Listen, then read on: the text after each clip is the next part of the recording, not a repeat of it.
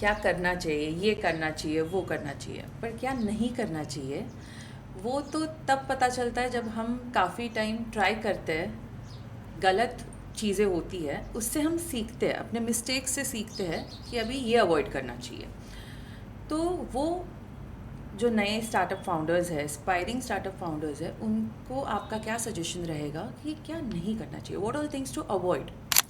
मुझे ऐसा लगता है कि जो लोग मोटिवेशनल स्पीकर्स को देखकर कोई स्टार्टअप चालू करते हैं वो बहुत ज़्यादा लास्ट नहीं कर पाते, because to start a startup आपके अंदर एक कॉज के साथ एक इंस्पिरेशन होनी चाहिए। बहुत ही थिन लाइन का फ़र्क है मोटिवेशन और इंस्पिरेशन।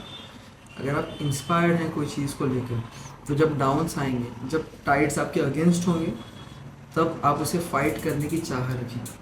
अगर आप मोटिवेट होंगे तो मोटिवेशन एक डोपामिन की तरह है, वो बहुत जल्दी वापस नीचे आ जाए।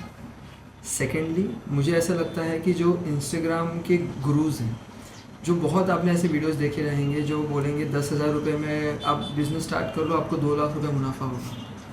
मुझे ऐसा लगता है कि आप रॉन्ग हीरोज़ चूज़ कर रहे हैं जब भी ऐसे वीडियोस देखते हैं, बिकॉज आप एक एस्केप के लिए वो देख रहे हैं, और जैसे ही वो देखकर आप कुछ स्टार्ट करेंगे तो आप वो सारी चीज़ें ओवरहेड्स देखकर फंस जाएंगे।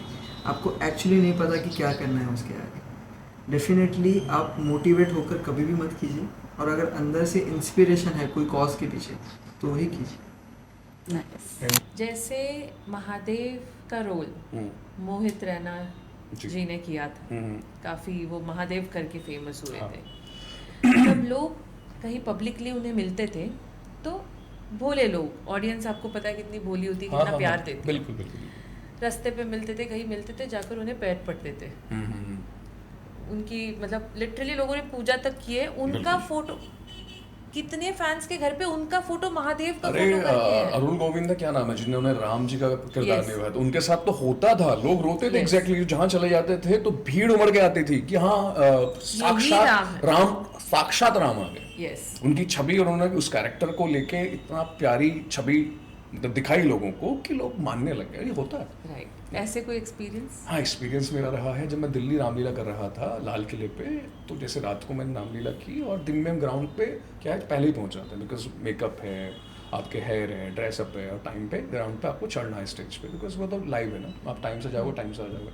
तो वहाँ कुछ 3-4 लोग थे और भी थे। तो जब उनको पता चला कि यही राम प्ले कर रहे हैं तो अचानक से वो आ गए, अरे अरे राम जी आ गए। मैं क्या राम जी, तुम मैं गेटअप पे हूँ, मतलब आप फील कर रहे हो, अच्छी बात है, मैं ऐसी छवि छोड़ पा रहा हूँ, लेकिन अभी तो पाप मत चढ़ाओ, अभी तो प्रियो नहीं हूँ। तो ये तब वो एक्सपीरियंस बट बड़ा माइंड ब्लोइंग था। मतलब ऐसा था कि हाँ यार, मैंने बताया ना, एज एन एक्टर आप कोई काम कर रहे हो और आपको आपकी उसको लेके तारीफ हो जाए तो उससे बड़ा अचीवमेंट नहीं होता। तो ये वाला एक्सपीरियंस वहाँ हुआ था। नाइस। जब आपने मुझे जो भी प्रेडिक्शंस दिए, मैं इसे करेक्ट करना चाहूँगी। प्रेडिक्शंस नहीं, गाइडेंस। ये मैंने जानबूझकर प्रेडिक्शंस कहा because people consider tarot as a जरिया टू गेट प्रेडिक्शंस, जबकि you should use it as a guidance tool. That's what I believe in, and I took your readings as a guidance tool. You gave me readings in February, and now it's what, 4-5 months, Yeah. and lots of things have changed. Those things guided me to do things in a certain way, to take decisions in a certain way. So इस बारे में आप क्या कहना चाहोगे? तो इसे आप कैसे बस्ट करेंगे कि प्रेडिक्शंस और गाइडिंग टूल, इसके बारे में कुछ? तो निकिता जी, जैसे आपने बहुत सही कहा कि ये गाइडेंस टूल है, ना कि एक प्रेडिक्शन है, राइट। बट आजकल की जो जनरेशन है उन्हें गाइडेंस टूल तो नहीं चाहिए, ठीक है, बट उन्हें चाहिए कि प्रेडिक्शन, आप बता दो कि भविष्य क्या होने वाला है। But the thing is that कि अगर आप उसको एज अ गाइडेंस लोगे ही नहीं, राइट। अगर फॉर एग्जांपल मान लो हमें कहीं पे भी जाना है, ठीक है, तो अगर आपको रास्ता ही नहीं पता तो आप वहाँ पे डेस्टिनेशन पे कैसे पहुँचोगे, राइट। तो एज यू राइटली सेड कि इट्स अ गाइडेंस टूल। आप इनसे मतलब जो भी, जैसे पास्ट प्रेजेंट फ्यूचर, ठीक है, तो प्रेजेंट में आप कौन सी चीज़ें सही कर सकते हो वो डेस्टिनेशन के लिए पहुंचने के लिए, that's when tarots come into a picture, ठीक है। अब जैसे गाइडेंस टूल के लिए, जैसे अभी कोई चीज़ आप मान लो कुछ गलत कर रहे हो, जैसे आप गलत जगह पे, जैसे आपका डेस्टिनेशन कहीं हो रहा है और आप रास्ता कोई और ले रहे हो, तो जब आप रास्ता ही गलत ले रहे हो तो आप वो डेस्टिनेशन पे कैसे पहुंचोगे, राइट? तो तो ये जहाँ पे टैरो ये आता है पिक्चर में, जहाँ पे आपको गाइडेंस की थी, आप ये कर लो तो शायद ये चीज़ें सही हो जाए। जैसे अभी कोई बिजनेस के लिए आ रहा है, ठीक है, तो बिजनेस के लिए आ रहा है प्रोटेक्शन लेने के लिए, एंड वो बोल रहा है कि क्या हो सकता है, जैसे कि अभी मेरा बिजनेस कैसा रहेगा, ग्रोथ कैसा रहेगा, राइट? बट अगर उसमें 5 ऑफ पेंटिकल्स का कार्ड आ गया, ठीक है, तो 5 ऑफ पेंटिकल्स कहीं ना कहीं ये सजेस्ट करते हैं कि फाइनेंशियल प्रॉब्लम्स आ सकती है, लोन्स हो सकते हैं, क्रेडिट कार्ड हो सकते हैं। तो this has come as a guidance tool कि आप अब ये ऐसी प्रॉब्लम क्रिएट हो सकती है फाइनेंसेस की, तो आप अभी से इन चीज़ों को कंट्रोल करना स्टार्ट करो, थोड़ा बच के रहो, बच प्रिकॉशंस ले लो। Yes yes yes. तो this is where your tarot comes into a picture to give you a proper guidance. कुछ लोग सनस्क्रीन इसलिए नहीं लगाते क्योंकि they are into corporate jobs और whatever, they are into AC offices full time. तो कहते हैं पूरा दिन तो एसी में ही रहता हूँ, क्या सनस्क्रीन की ज़रूरत। बट आप जब आपके बिल्डिंग से उतरते हैं, गाड़ी में बैठते हैं, गाड़ी से उतर के ऑफिस में जाते हैं, जो 5 मिनट्स का एक्सपोजर होता है कितना डैमेज कर सकता है skin. No, see, 5 minutes ka exposure is on a single day, but those 5 minutes they keep happening over days, over months, over years, and it is not just that skin sun exposure. It is also your laptop screens that you are constantly in front of. It is the lights that are there in the room. So even if it is an AC office, all these factors play a role. And then skin खुद को अच्छी तरह से repair करती रहती है till about a certain age, and post that no the skin का ageing is also very accelerated. So if you have been using your sunscreen over days and months and years, तब जाके आपको दिखेगा कि आपके सनस्क्रीन ने आपके लिए क्या किया है. बिकॉज अगर आप आपके स्किन को आपके पियर्स के साथ कंपेयर करोगे जो सनस्क्रीन नहीं यूज़ कर रहे हैं, तो यू डेफिनेटली विल सी कि वो बहुत ही ज़्यादा एज हुए हैं और आप नहीं हुए हो, बेसिक सिंपल क्योंकि आप आपका सनस्क्रीन रेगुलरली यूज़ कर रहे थे. और जो बोटॉक्स, फिलर्स, थ्रेड्स का जो परसेप्शन है लोगों का कि ये आगे जाकर कुछ ना कुछ नुकसान करेगा, कुछ ना कुछ साइड इफ़ेक्ट्स होंगे, ये मिथ्स कैसे बस्ट करेंगे? सो एज आपने जो राइटली कहा कि बोटॉक्स, फिलर, थ्रेड्स ये 3 कॉमनली डन ट्रीटमेंट्स होते हैं इस तरह की डर्मेटोलॉजी में. ऑब्वियसली कई ज़्यादा ट्रीटमेंट है, हम लोग उसको डिस्कस करेंगे बाकी ट्रीटमेंट्स को भी may be during the episode. But ये जो ट्रीटमेंट है ये इसका मिथ का 2 रीज़न है. वन इज़ जो इंडियन कल्चर है, हम लोग ने ये सोचा कि everything what we do naturally is beautiful, naturally is beautiful, but nature only is causing ageing process, जो एक्चुअली सबको पता है कि हो रहा है. It is not always possible to hold back the ageing process by just eating right or by doing right kind of applying right cream on the face. तो ये ट्रीटमेंट जो है अगर उनको कोई साइंटिफिकली डिटेल में पढ़ता है तो उनको रियलाइज़ होगा कि there is a lot of research which is happened in these treatments to bring out the best possible outcomes. कि आप एक स्टार किड होने के बावजूद you are totally against this nepotism, मतलब आपने हमेशा खुद के दम पर नाम बनाने के लिए आपने प्रयास किया है. तो आप ऑडिशंस भी जब जाते थे, आप कभी नहीं बताते थे कि आप मितुंदा के बेटे हैं. करेक्ट. ताकि आपको आपके टैलेंट के बेसिस पर काम मिले. बिल्कुल करेक्ट. सो बंगाल फाइल्स के लिए कितनी ऑडिशंस थी? देखिए, नेपोटिज्म के मैं खिलाफ नहीं हूँ. मैं कहूँगा नेपोटिज्म के खिलाफ मैं तब हूँ जब नेपोटिज्म की वजह से आपको काम मिले, कोई भी फील्ड में, सिर्फ फिल्म इंडस्ट्री में नहीं. अगर आप वर्दी है ना, आपको काम मिलना चाहिए, even if you are the son of a legend और अ स्टार और अ सुपरस्टार.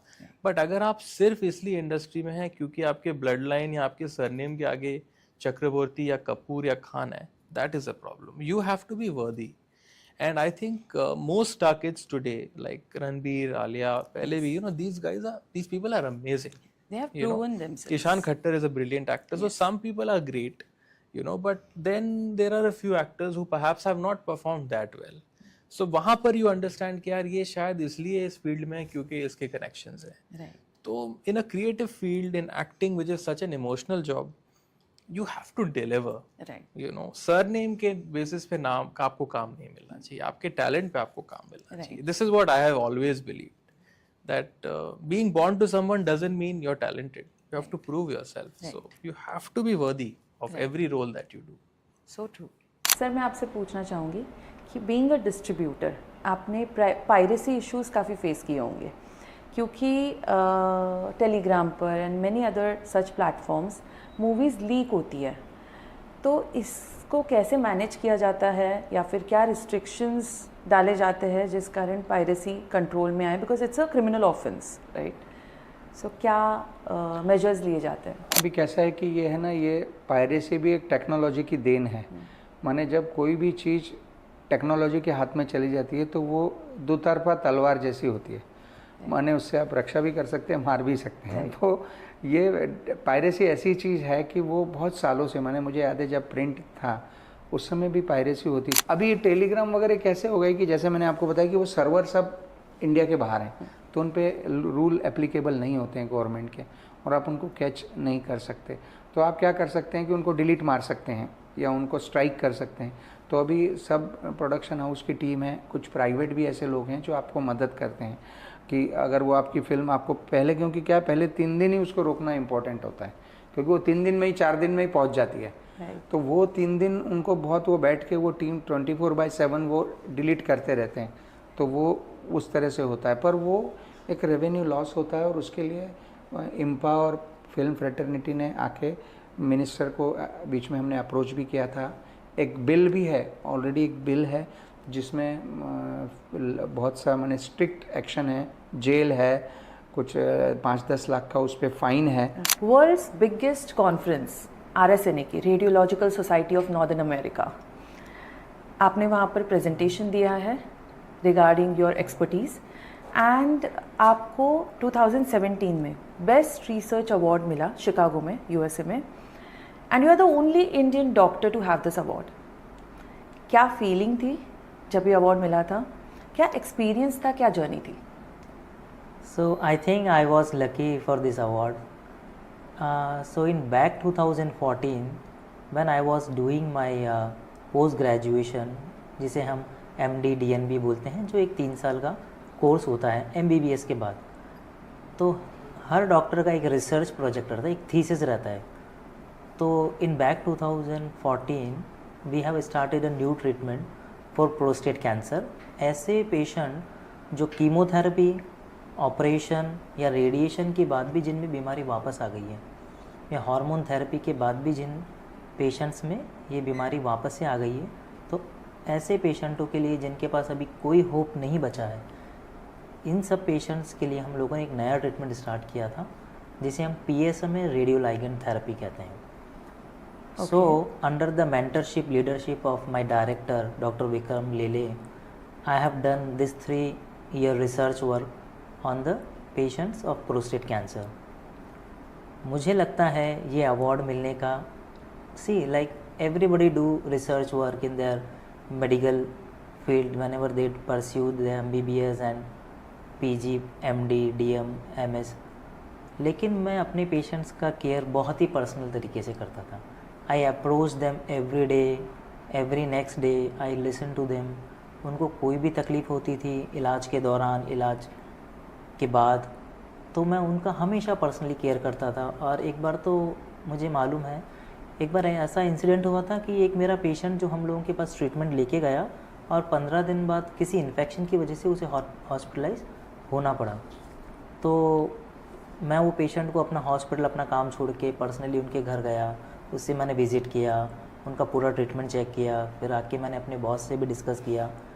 तो you know like the personal approach, personal care, I think this is the reason behind my award. और मेरा जो ये रिसर्च था, now people are getting this therapy everywhere in India, it's readily available, this PSMA radioligand therapy. It's a very good treatment, जो हड्डियों में भी जाती है ये दवाई, तो हड्डियों में जो बीमारी फैली हुई है ये उसे भी ख़त्म करती है, साथ के साथ शरीर के बाकी हिस्सों में भी ख़त्म करती है। और अच्छी बात यह है कि इसका कुछ साइड इफ़ेक्ट नहीं होता है। तो that's how the journey was. So great. Sir, India के आर्ट को, कल्चर को, ट्रेडिशंस को प्रिजर्व करने के लिए आज के रॉयल फैमिलीज क्या स्टेप्स उठा रहे हैं? These are I'll talk about the exhibitions, the lifestyle exhibitions that I am associated with.